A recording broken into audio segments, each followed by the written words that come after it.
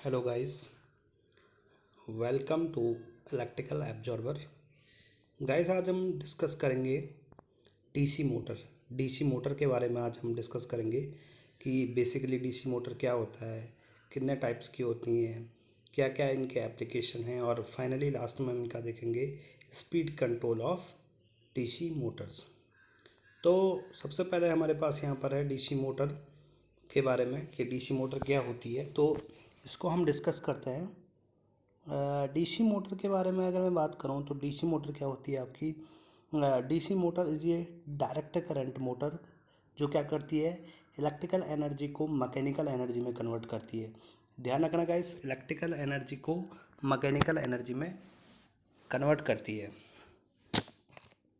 ठीक है, इसमें जो आपका अगर मैं बात करूं, जैसे अगर कोई भी मोटर है, जैसे यहाँ पर आपका इसका ये टर्मिनल बॉक्स है, अगर मैं इसको यहाँ पर से सप्लाई देता हूँ, डीसी सप्लाई यानी कि प्लस और माइनस, तो जो इसकी ये शाफ्ट है, ये शाफ्ट आपका क्या होने लग जाएगी, घूमने लग जाएगी। ठीक है, यानी कि हमने इसको क्या दिया, इलेक्ट्रिकल एनर्जी दी, और ये आउटपुट में आपका मैकेनिकल एनर्जी देने लग गया है। ठीक है, ये आपका छोटी स्मॉल डीसी मोटर यहाँ पर दिखा भी रखी है, जो बेसिकली परमानेंट मैग्नेट टाइप वाली होती हैं।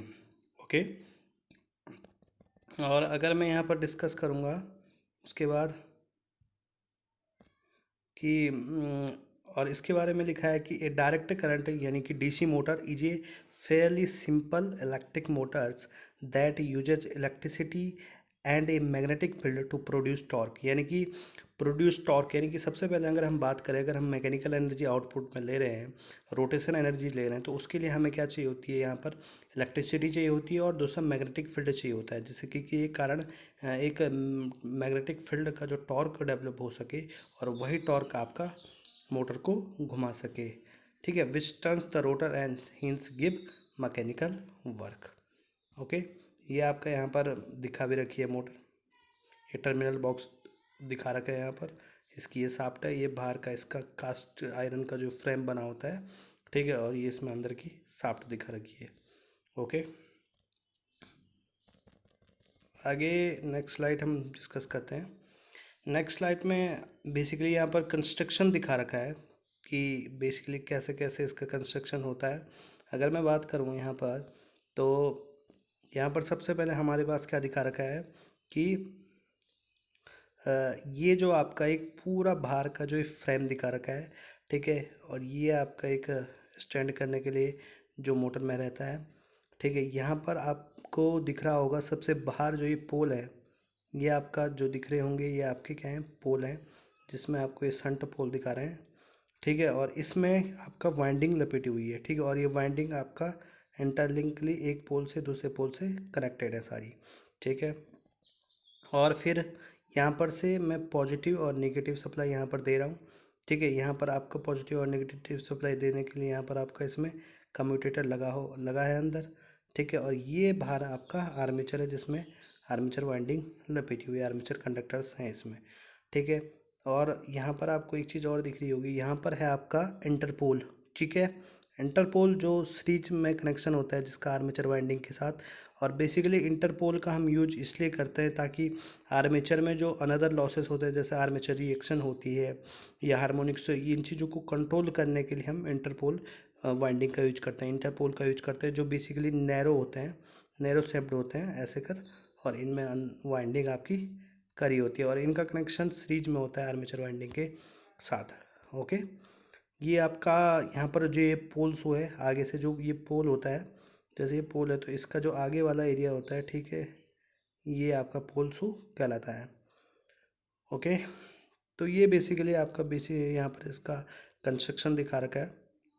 और अगर मैं इस साइड की बात करूँ तो इस साइड भी आपका इसमें ब्रेसेस और अंदर का कम्यूटेटर दिखा रखा है, स्टेटर और बाहर का मैग्नेटिक फील्ड दिखा रखा है। ठीक है, वही आपका यहाँ पर सेम पिक्चर है। ओके, तो ये बेसिकली इसका कंस्ट्रक्शन आपका हो गया। और आगे हम नेक्स्ट स्लाइड में देखते हैं कि नेक्स्ट स्लाइड में क्या है। नेक्स्ट स्लाइड में आपका यहाँ पर एक डीसी मोटर का जो कंस्ट्रक्शन होता है उसका थोड़ा ब्रीफ है यहाँ पर। ठीक है, यहाँ पर अगर मैं देखूँ तो यहाँ पर हमें क्या दिखाई दे रहा है, ये जो है आपका पूरा ये रोटर है। ठीक है, और इसमें रोटर स्लॉट्स बने हुए हैं जिनमें ये कंडक्टर दिखा रखे हैं आपको, ये सारे क्या हैं, कंडक्टर हैं। ये हो गया, ये हो गया, ये सारे कंडक्टर दिखा रखे हैं, क्योंकि ये जो रोटर स्लॉट्स है, रोटर स्लॉट्स में आपका कंडक्टर हमने डाल रखे हैं या वाइंडिंग कर रखी है, ठीक है। और यहाँ पर आपका दिख रहा है हमको, ये बेसिकली क्या होता है, कम्यूटेटर होता है। कम्यूटेटर का काम बेसिकली क्या होता है, क्योंकि हम यहाँ से जो सप्लाई देंगे, देखो सप्लाई देंगे एक्सटर्नल सोर्सेस में, जो ये आपका ब्रेसेस होते हैं, इनका काम होता है सप्लाई देना और लेना, ठीक है। डीसी जनरेटर के केस में करूँ तो यहाँ पर जो इलेक्ट्रिसिटी जनरेट हो रही होगी आर्मेचर कंडक्टर में, उसको आउटपुट यानी कि सप्लाई बाहर देना। और डीसी मोटर के केस में एक्सटर्नल सोर्स यानी कि बाय द बैटरी या किसी अनदर मीडियम से इलेक्ट्रिसिटी आपका मोटर को पहुंचाना या आर्मेचर कंडक्टर तक पहुंचाना। इसके लिए यहाँ पर ये ब्रेसेस लगे होते हैं। बेसिकली कार्बन ब्रेसेस और कॉपर के होते हैं, ब्रेसेस बने होते हैं। बड़ी मशीनों में जो लार्ज मशीनें होती हैं, लार्ज डीसी मोटर या डीसी मशीन्स जो होती हैं, उनमें हमारा जो ब्रेसेस होती हैं वो आपकी कार्बन ब्रेसेस होती हैं, और जो छोटी मशीनें होती हैं, स्मॉल मशीन्स में आपका जो ब्रेसेस होती है वो कॉपर एलॉय की बनी होती हैं, ठीक है। तो इन ब्रेसेस के साथ एक कम्यूटेटर आपका अटैच रहता है, और इसमें आपके कम्यूटेटर के सेगमेंट भी दिखा रखे हैं, ठीक है। ये आपका कम्यूटेटर है, और ये कम्यूटेटर के आपको मैं इसका कम्यूटेटर सेगमेंट आपको दिखाता हूँ, ये ठीक है। ये आपका कम्यूटेटर सेगमेंट आपको दिखा रखा है। तो बेसिकली ये क्या करता है कि जैसे अब यहाँ पर से हम प्लस और माइनस जो सप्लाई दे रहे होंगे बाहर से किसी बैटरी के थ्रू, ठीक है, तो ये अंदर जाएगा। लेकिन हमारा जो कंडक्टर होता है, कंडक्टर को बेसिकली क्या चाहिए होती है, आपका कंडक्टर की बात करूँ मैं तो आर्मेचर कंडक्टर को एसी सप्लाई चाहिए होती है। तो एक कम्यूटेटर यहाँ पर क्या करेगा, इस डीसी सप्लाई को एसी में कन्वर्ट करके मैग्नेटिक फील्ड दे देगा, क्योंकि हमें यहाँ पर स्टेशनरी मैग्नेटिक फील्ड नहीं चाहिए होती, बल्कि अल्टरनेटिंग मैग्नेटिक फील्ड चाहिए होता है टॉर्क को प्रोड्यूस करने के लिए, ठीक है। तो ये कम्यूटेटर आपका इस डीसी सप्लाई को एसी में कन्वर्ट करके आर्मेचर कंडक्टर तक पहुंचाता है, ठीक है। और ये आपका क्या होगी, शाफ्ट होगी, जो आपका फाइनली रोटेट होगी, आउटपुट में मैकेनिकल एनर्जी देगी। ओके, आगे नेक्स्ट बढ़ते हैं। ये आपका बेसिकली बहुत अच्छा इमेज है यहाँ पर, जिसका ऊपर अगर मैं हेडिंग की बात करूँ तो इसमें ये working principle of DC motor, DC motor का बेसिकली वर्किंग प्रिंसिपल क्या होता है वो हम यहाँ पर देखेंगे। बेसिकली अगर मैं बात करूं परमानेंट मैग्नेट टाइप की जो मोटर्स होती हैं या जनरेटर्स होती हैं, यहाँ पर हम बेसिकली मोटर को लेकर चलेंगे। तो उसमें आपका अगर मैग्नेट की बात करूं तो, क्योंकि हमने स्टार्टिंग में ही पढ़ा था कि हमको अगर इलेक्ट्रोमैग्नेटिक टॉर्क जनरेट करना है तो हमारे पास दो चीज़ें होनी चाहिए, एक तो आपका इलेक्ट्रिसिटी और दूसरा मैग्नेटिक फील्ड। तो हमारे पास मैग्नेटिक फील्ड के लिए हमने क्या किया, यहाँ पर दो परमानेंट मैग्नेट यूज किए, नॉर्थ पोल और साउथ पोल, ठीक है। एक ही मैग्नेट का दो पोल यानी कि नॉर्थ और साउथ पोल। यहाँ पर मैं एक चीज़ क्लियर कर देना चाहता हूँ कि आप अगर मैग्नेटिज्म यानी कि मैग्नेटिक फील्ड को क्रिएट करने के लिए या तो आप परमानेंट मैग्नेट यूज करोगे या आप इलेक्ट्रोमैग्नेट यूज करोगे। तो इलेक्ट्रोमैग्नेटिक के लिए आपको स्टेटर में जो आप सप्लाई दे रहे हो तो उसमें भी आपको क्या करनी पड़ती है, एक्सटर्नल सोर्स की ज़रूरत होती है। तो वो आपकी मशीनें कहलाती हैं सेपरेटली एक्साइटेड डीसी मशीन कहलाती हैं, ठीक है। उनका बेसिकली यूज कम होता है क्योंकि वो थोड़ा कॉस्टली पड़ती हैं। और सेपरेटली एक्साइटेड में क्या होता है कि आप उनको अगर लार्ज मशीन में बनानी होती हैं तो उनमें आपको क्या करना पड़ता है कि यहाँ पर जो मैग्नेटिज्म जनरेट करने के लिए भी आपको वाइंडिंग करने की ज़रूरत होती है। तो यहाँ पर अगर मैं बात करूँ, अगर मैं permanent magnet type DC machines की बात करूँ तो यहाँ पर हमने मैग्नेटिज्म को जनरेट करने के लिए एक पोल यूज किया, मैग्नेट यूज किया, जिसमें दो पोल हैं नॉर्थ और साउथ, ठीक है। और यहाँ पर बीच में आपका अगर एक कंडक्टर को मैं रोटेट कराऊँ, बेसिकली ये फैराडेस ने लॉ दिया था, और फैराडेस और टेस्ला, इन फैराडेस ने तो लॉ दिया था बेसिकली, वैसे पहले टेस्ला जी ने ये आपका एसी जनरेट करने के लिए ये चीज़ खोज कर दी थी। तो अगर मैं बात करूँ यहाँ पर जो मैग्नेटिक फील्ड के बीच में हमने ये कंडक्टर को रोटेट कराया, सॉरी कंडक्टर को रखा है, और ये कंडक्टर बेसिकली क्या है, करंट गियरिंग कंडक्टर है। इसको हम यहाँ पर एक्सटर्नल सप्लाई दे रहे हैं, एक्सटर्नल डीसी सप्लाई दे रही है, दिख रहा है हमको यहाँ से आई बन जा रही है और आउटपुट में भी आई आ रही है। तो यहाँ से जब सप्लाई हमारी गई, इधर गई, इधर गई, इधर गई, यहाँ से गई और यहाँ से बाहर आई, तो क्या हुआ कि जब मैग्नेटिक फील्ड के बीच में हम करंट कैरिंग कंडक्टर को रखते हैं, क्योंकि हमें इतना पता है कि जो मैग्नेटिक फील्ड लाइंस जाती हैं, यानी कि जो मैग्नेटिक फील्ड लाइन जाती हैं वो नॉर्थ पोल से साउथ पोल की ओर जाती हैं, ठीक है। और ये करंट कैरिंग कंडक्टर भी होता है। तो यहाँ पर एक फोर्स लगता है जो इस कंडक्टर को रोटेट कराने के लिए मजबूर करता है, इस कंडक्टर को रोटेट कराने के लिए रिस्पॉन्सिबल होता है। उस फोर्स के कारण ही एक टॉर्क जनरेट होता है और वो टॉर्क फाइनली इस अंदर वाली चीज़ को, जो ये जिससे करंट कैरिंग कंडक्टर है, इसको घुमा देता है और आउटपुट में आपको मैकेनिकल एनर्जी मिल जाती है, ठीक है। तो अगर मैं बात करूँ यहाँ पर जो डाटा लिखा हुआ है उसके अकॉर्डिंग देखते हैं कि क्या क्या है इसमें। तो यहाँ पर सबसे पहले लिखा है कि when a electric current passes through a coil in a magnetic field the magnetic force produce a torque. Magnetic force यानी कि जो नॉर्थ पोल से साउथ पोल की ओर मैग्नेटिक फील्ड लाइन जाएंगी, वो उनका इंटरलिंक जब इस करंट कैरिंग कंडक्टर के साथ होता है तो मैग्नेटिक फोर्स डेवलप करती हैं विच टर्न्स द मोटर, जो डीसी मोटर को रोटेट कराने के लिए रिस्पॉन्सिबल होती हैं। यहाँ पर ये कार्बन ब्रशेस हैं और एक कम्यूटेटर है, ठीक है। तो यहाँ पर लिखा है the commutator reverses the current each half revolution to keep the torque turning the coil in the same direction. The commutator reverse करता है करंट को ईच हाफ रिवॉल्यूशन में to keep the torque turning the coil in the same direction, ठीक है। Reverse करना पड़ता है current को, क्योंकि रिवर्स उसी के द्वारा होती है, क्योंकि यहाँ पर ये आपका रिवर्स करने का मतलब ये होता है कि यहाँ पर आपको क्योंकि आपको अल्टरनेटिंग मैग्नेटिक फील्ड चाहिए होता है, तो उसके लिए आप यहाँ पर जो कम्यूटेटर लगा होता है वो उस सप्लाई को, डीसी सप्लाई को एसी में कन्वर्ट करके आपका कंडक्टर तक पहुँचा देता है, ठीक है। और यहाँ पर अगर मैं बात करूँ, यहाँ पर लिखा है electric current supplied externally through a commutator, ठीक है। एक्सटर्नली थ्रू है कम्यूटेटर के थ्रू, मतलब इलेक्ट्रिक सप्लाई जो जा रही है वो कम्यूटेटर से होकर यहाँ पर से करंट कैरिंग कंडक्टर को जा रही है, ठीक है। बेसिकली आपका ये आपका वर्किंग प्रिंसिपल है। आगे देखते हैं और क्लियर होगा आपका, सॉरी। ठीक है, आगे देखते हैं हम। तो आगे अगर यहाँ पर हम देखें, आगे के स्लाइड में, नेक्स्ट स्लाइड में देखते हैं, ठीक है। यहाँ पर और क्लियर हो जाएगा। यहाँ पर देखो, एक नॉर्थ पोल है, साउथ पोल है, बीच में आपका करंट कैरिंग कंडक्टर रखा है।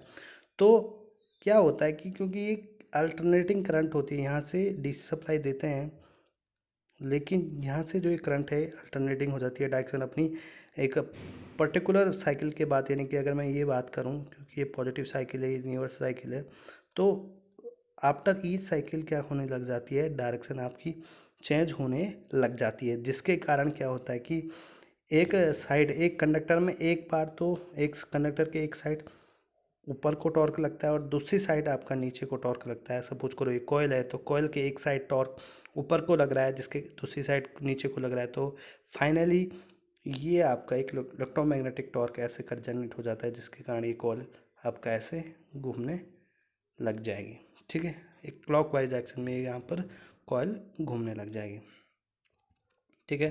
तो यहाँ पर जो फोर्स रिस्पॉन्सिबल होता है इस को घुमाने के लिए, तो वो फोर्स होता है बेसिकली लॉरेंज फोर्स भी उसको कभी कभी कहते हैं, या उसको मैग्नेटिक फोर्स कहते हैं। और वो होता है B I L sine theta के बराबर। B I L sine theta यानी कि बी जो होता है, जो यहाँ पर से नॉर्थ पोल से साउथ पोल की ओर मैग्नेटिक फील्ड लाइन जा रही है, यानी कि उसके कारण जो मैग्नेटिक फ्लक्स डेंसिटी है। आई इसमें करंट कैरिंग कंडक्टर है, और एल इस कॉइल की कितनी लेंथ है, और sine theta angle between current carrying conductor and magnetic force of line, ठीक है। X perpendicular for both wire and magnetic field. तो यहाँ पर अगर मैं बात करूँ तो जो फोर्स होता है ये होता है लॉरेंज फोर्स। लॉरेंज फोर्स अगर मैं बात करूँ, इसका जो पूरा डाटा होता है ये होता है आपका B I L sine theta के बराबर। और ये मैक्सिमम तब होगा जब आपका साइन थीटा क्या होगा, परपेंडिकुलर होगा कंडक्टर के कारण, यानी कि मैग्नेटिक फील्ड आपका परपेंडिकुलर होगा करंट कैरिंग कंडक्टर की। तो उस समय मैक्सिमम आपका फोर्स लगेगा और मैक्सिमम टॉर्क आपका जनरेट होगा। ओके, आई होप ये आपका कॉन्सेप्ट क्लियर हुआ होगा इसमें। नेक्स्ट स्लाइड में अगर मैं बात करूँ तो नेक्स्ट स्लाइड है आपका, इसको मैं और क्लियर आपको करने की कोशिश कर रहा हूँ, डीसी मोटर। बेसिकली यहाँ पर अगर मैं बात करूँ, सपोज करो ये सेल है या छोटी बैटरी है, जिसके कारण मैं इसको चलाना चाह रहा हूँ, इस मोटर को घुमाना चाह रहा हूँ, ठीक है। तो मैंने यहाँ पर एक बैटरी लगाई है, एक छोटा सा सेल लगाया है, जिसका एक पॉजिटिव टर्मिनल है और नेगेटिव टर्मिनल। यहाँ से करंट आपको जारी होगी और यहाँ से बाहर आ रही होगी।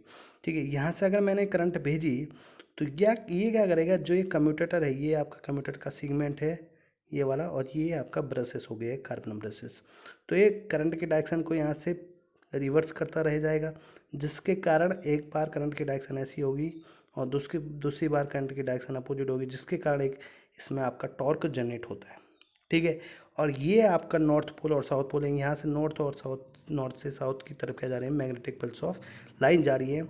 तो ये आपका जब कट होंगे तो ये आपका इसको एक फोर्स लगाती हैं, जिसको हमने अभी डिस्कस किया बी एल साइन थीटा वाला, जिसके कारण ये करंट कैरिंग कंडक्टर रोटेट होने के लिए मजबूर हो जाता है और आउटपुट में आपको मैकेनिकल एनर्जी देता है। ठीक है, बेसिकली अगर मैं डीसी मोटर की बात करूं तो डीसी मोटर पे अगर हम डायरेक्शन फाइंड आउट करने के लिए गए हैं तो यहाँ पर आपका लगता है फ्लेमिंग का लेफ्ट हैंड रूल। ठीक है, Fleming left hand rule, Fleming ji ने क्या कहा कि अगर कोई करंट कैरिंग कंडक्टर है और किसी मैग्नेटिक फील्ड में बीच में घूम रहा है, तो उसमें आपका जो ये आपका जो मिडल फिंगर है, मिडल फिंगर अगर उसमें डायरेक्शन ऑफ करंट को दिखाएगी। ठीक है, और आपका जो ये फोर फिंगर है, ये वाला फोर फिंगर मैग्नेटिक फील्ड की डायरेक्शन को दिखाएगी। तो आपका जो फोर्स लगेगा वो कहाँ लगेगा, थंब की डायरेक्शन में लगेगा मैग्नेटिक फोर्स। ठीक है, यानी कि मैकेनिकल फोर्स आपका किस साइड को घूमेगा, यानी कि किस साइड को घूमेगी, इधर को घूमेगा मैकेनिकल फोर्स रोटेशन वाला। ठीक है, तो और इसकी एक शर्त ये है कि ये जो तीनों उंगलियां हैं ये एक दूसरे के परपेंडिकुलर होनी चाहिए, 90 डिग्री पर होनी चाहिए। ओके, तो इससे आपका ये कॉन्सेप्ट और क्लियर होगा। आगे बढ़ते हैं। आगे बढ़ने में ये देखो, सबसे पहले लिखा है कि टाइप्स ऑफ डीसी मोटर। ठीक है, डीसी मोटर कितने प्रकार की होती हैं, तो डीसी मोटर आपका basically DC shunt motor, mainly जो तीन टाइप के हैं। ठीक है, DC shunt motor, DC series motor और डीसी कंपाउंड मोटर, इनका अलग अलग एप्लीकेशन है और अलग अलग एप्लीकेशन के अकॉर्डिंग इनको क्लासिफाइड किया गया है यहाँ पर, DC shunt motor, DC series motor और डीसी कंपाउंड मोटर में। आगे हम बात करेंगे डीसी शंट मोटर की। ठीक है, यहाँ पर आपका जैसे ये तो बेसिकली आर्मेचर है। ठीक है, इसके अंदर दिखा रखा है आपको और इसके बाहर से आपका स्टेटर होता है। तो यहाँ पर अगर मैं बात करूँ डीसी शंट मोटर के केस में तो क्या लिखा है, सबसे पहले हम इसको पढ़ते हैं। The parallel combination of two winding is connected across a combination common DC supply. The resistance of shunt field winding is always higher than that its armature winding. This is because the number of turns for the field winding is more than that of armature winding. The cross-sectional area of the wire used for field winding is smaller than that of wire used for armature winding. Basically भी मैंने previous में discuss किया था कि या तो हम magnetic field का यूज करने के लिए या तो हम परमानेंट मैग्नेट का यूज करें, या हम क्या करें कि यहाँ पर एक मैग्नेटिक फील्ड क्रिएट करने के लिए वाइंडिंग का यूज करें। तो यहाँ पर हम मैग्नेटिक फील्ड जनरेट करने के लिए ये DC shunt motor, series motor, इनमें हम क्या करते हैं कि एक अनदर वाइंडिंग करते हैं जिसको हम कहते हैं स्टेटर वाइंडिंग या फील्ड वाइंडिंग कहते हैं। ठीक है, तो इसमें जो फील्ड वाइंडिंग है शंट मोटर में, शंट फील्ड वाइंडिंग कहते हैं। शंट इसलिए कहते हैं क्योंकि ये जो आर्मेचर है, यानी कि जो मेन आपका आर्मेचर रिस्पॉन्सिबल होता है रोटेशन के लिए, इसके पैरेलल में आपका ये कनेक्टर रहता है ये वाइंडिंग। ठीक है, इनका कनेक्शन इस प्रकार होता है कि जो सप्लाई से आपकी जो करंट गई होती है वो इन दोनों में स्प्लिट हो जाती है अलग अलग, इसलिए इसको पैरेलल में कहा जाता है और इस वाइंडिंग को कहा जाता है shunt field winding. I hope ये आपको क्लियर हो रहा होगा। ठीक है, अगर मैं बात करूँ यहाँ से हम सप्लाई दे रहे हैं तो यहाँ पर से पॉजिटिव और निगेटिव की बात करूँ मैं, अगर डीसी सप्लाई यहाँ से दे रहा हूँ मैं इस मोटर को घुमाने के लिए, तो इसमें आपका जो करंट जा रही है वो क्या जा रही है, यहाँ से तो आर्मेचर करंट आई है, ये लोड से या सप्लाई से करंट आ रही है, और यहाँ आपकी क्या जा रही है, आई एस एच जा रही है। ये आ रही आर्मेचर का कुछ रजिस्टेंस होगा, R S H shunt field winding होगा। यहाँ पर आपको एक चीज़ इंपॉर्टेंट दिखा रही है सेकंड लाइन में, the resistance of shunt field winding is always higher than that is armature winding. इसका फील्ड वाइंडिंग का जो रेजिस्टेंस ज़्यादा इसलिए होता है क्योंकि इसमें नंबर ऑफ कंडक्टर्स क्या होते हैं, ये सॉरी नंबर ऑफ टर्न्स, जो वाइंडिंग होती है इसमें नंबर ऑफ टर्न्स ज़्यादा होते हैं, because more number of turns. ठीक है, और इसमें number of turns armature winding में कम होते हैं, इसलिए इसका रेजिस्टेंस कम होता है। और दूसरा क्या होता है कि the cross section of the wire used for field winding smaller. ठीक है, इसका जो क्रॉस सेक्शन एरिया होता है वो भी क्या होता है, स्मॉलर होता है, क्योंकि आपको पता है R is equal to L/A। ठीक है, तो क्रॉस सेक्शन एरिया भी स्मॉलर है, लेंथ भी ज़्यादा है, तो ऑब्वियस सी बात है आपका R क्या होगा, इसका ज़्यादा होगा। ठीक है, R क्या होगा, इसका ज़्यादा होगा। तो ये आपका बेसिकली डीसी शंट मोटर की कहानी है। ओके, अगर मैं यहाँ पर कैरेक्टरिस्टिक्स की बात करूँ डीसी शंट मोटर की, तो ये हमारे लिए बहुत ज़्यादा इम्पोर्टेंट हो जाता है कि डीसी शंट मोटर में कैसे कैसे आपका कैरेक्टरिस्टिक्स होता है। तो यहाँ पर अगर मैं सबसे पहले कुछ इंपॉर्टेंट पॉइंट डिस्कस करता हूँ, जैसे सबसे पहले अगर हम मोटर को सप्लाई दे रहे हैं तो उसमें एक बैक ईएमएफ क्रिएट होता है, जो बैक ईएमएफ रिस्पॉन्सिबल होता है टॉर्क जनरेट करने के लिए या एक फोर्स जनरेट करने के बाद रिस्पॉन्सिबल होता है मैकेनिकल आउटपुट देने के लिए। तो जो बैक ईएमएफ होता है उसका फॉर्मूला होता है E V equal to 5P/N/60 into Z/A। ओके, यहाँ पर फाई फ्लक्स है, पी नंबर ऑफ पोल्स, कितने मैग्नेटिक के पोल्स बने हैं, एन इसमें आपका होता है स्पीड आपका कितनी है, जेड इसमें आपका हो गया number of conductors, A number of parallel paths, और इसमें 60 आपका ये कांस्टेंट इज डे। बेसिकली ये आपका इक्वेशन से आता है, एक डेरिवेशन से आपका ये फाइनल आपका फॉर्मूला आता है। तो यहाँ पर मैं आपको डायरेक्ट फार्मूला बता रहा हूँ। जो बैक ईएमएफ क्रिएट होती है लेंज लॉ के अकॉर्डिंग, क्योंकि हमने इसको डीसी सप्लाई दे रखी है, तो यहाँ पर आपका आर्मेचर वाइंडिंग है, तो आर्मेचर वाइंडिंग बेसिकली आपका क्या करेगा, एक वाइंडिंग है तो एक नंबर ऑफ टर्न्स तो क्रिएट होते ही ना उसमें, तो वो आपका एक अपोजिट नेचर की तरह वहाँ पर एक मैग्नेटिक फ्लक्स क्रिएट करने के कारण आपका एक अनदर ईएमएफ जनरेट करता है, तो वो आपका बैक ईएमएफ कहलाता है। तो वही आपका फ्लक्स, पोल, स्पीड, आर्मेचर, ये आपका कंडक्टर हो गया 60 और ए पे डिपेंड करता है। ठीक है, तो यहाँ पर अगर मैं बात करूँ, यहाँ पर आपका नंबर ऑफ कंडक्टर भी कांस्टेंट रहता है, ए भी कांस्टेंट रहता है, पोल भी कांस्टेंट रहता है। बेसिकली स्पीड और फ्लक्स आपका सप्लाई पे डिपेंड करते हैं और बेसिकली ये आपका चेंज होते रहते हैं। तो अगर मैं बात करूँ यहाँ पर सीधे, अगर मैं बात करूँ ई बी की, ई भी बेसिकली किस पे डिपेंड करेगा, 5 फ्लक्स पे, नंबर ऑफ पोल्स पे और एन पे इन्वर्सली डिपेंड करेगा, अगर मैं अनदर चीज़ को यहाँ पर कांस्टेंट मानता हूँ। तो यहाँ पर से अगर मैं स्पीड की बात करूँ, क्योंकि मेरा पोल भी कांस्टेंट है, तो स्पीड की बात करूँ तो स्पीड हो जाएगा आपका EB/5। ठीक है, यहाँ पर आपको ये ध्यान में रखना है कि जो स्पीड है आपका डीसी मोटर की या डीसी शंट मोटर की यहाँ पर, तो वो डिपेंड करिए EB/5 है। ठीक है, EB/5 है। अब यहाँ पर मैं बात करता हूँ कि यहाँ पर दूसरा आपका एक टॉर्क के कारण जो फाइनल रिलेशन आता है, यहाँ पर मैं सीधे बताता हूँ कि आपका टॉर्क डिपेंड करेगा 5IA पे। 5 फ्लक्स पर पोल और आई आपका आर्मेचर करंट, आर्मेचर में कितनी करंट जा रही है, और फ्लक्स पर पोल कितना है, उसी पे आपका ये टॉर्क डिपेंड करता है। ठीक है, अब यहाँ पर बेसिकली एक इम्पॉर्टेंट यहाँ पर ध्यान रखने वाली बात ये होती है कि जो फ्लक्स होता है वो कांस्टेंट होता है, किसके लिए, सिर्फ डीसी शंट मोटर के लिए जो फ्लक्स होता है वो आपका कांस्टेंट होता है। फ्लक्स इसलिए कांस्टेंट होता है बेसिकली यहाँ पर, क्योंकि जो इसका जो फील्ड वाइंडिंग होती है वो आपकी पैरेलल में क्रिएट जनरेट होती है, तो ये आपका एक कांस्टेंट करंट को अपने आप में लेती है। ठीक है, जिसके कारण इसका जो मैग्नेटिक फील्ड बनता है, यानी कि जो फ्लक्स बनता है वो आपका बेसिकली शंट फील्ड जो फ्लक्स बनता है वो आपका बेसिकली इसका कांस्टेंट होता है। तो इसमें जो टॉर्क डिपेंड करता है वो डायरेक्टली किस पे डिपेंड करता है, फाइनली आर्मेचर के करंट पे डिपेंड करेगा। ठीक है, तो अगर हम यहाँ पर अगर कैरेक्टरिस्टिक्स में अगर जाएँ तो ये आपका टॉर्क दिखा रखा है, ये आर्मेचर करंट दिखा रखा है। ठीक है, तो टॉर्क जो होगा, आर्मेचर टॉर्क बेसिकली अगर मैं बात करूँ, क्योंकि यहाँ पर हमने फ्लक्स को कांस्टेंट मान लिया, तो torque is directly proportional to armature current, तो ये आपका डायरेक्टली यहाँ जाएगा। ओके, ठीक है, ये वाली लाइन आपका टॉर्क और आर्मेचर करंट के रिस्पॉन्सिबल में आपका कैरेक्टरिस्टिक्स हो गया। लेकिन ये एक आइडियल केस में हो गया, लेकिन थोड़ा सा कांस्टेंट हो सकता है, लेकिन थोड़ा सा आपका हल्का सा ये आपका क्या होता है, रिड्यूज होने लग जाती है।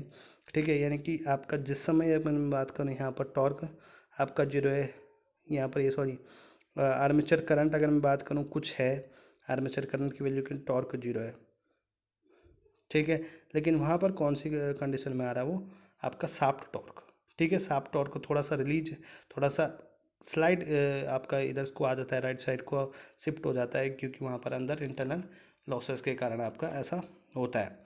अगर मैं दूसरे कैरेक्टर्स की बात करूँ तो speed oblique armature current and oblique I A characteristics में अगर मैं बात करूँ डीसी शंट मोटर की, तो बेसिकली हमने अभी ये जो फॉर्मूला डिराइव किया था इसमें मैंने फ्लक्स को कांस्टेंट माना था।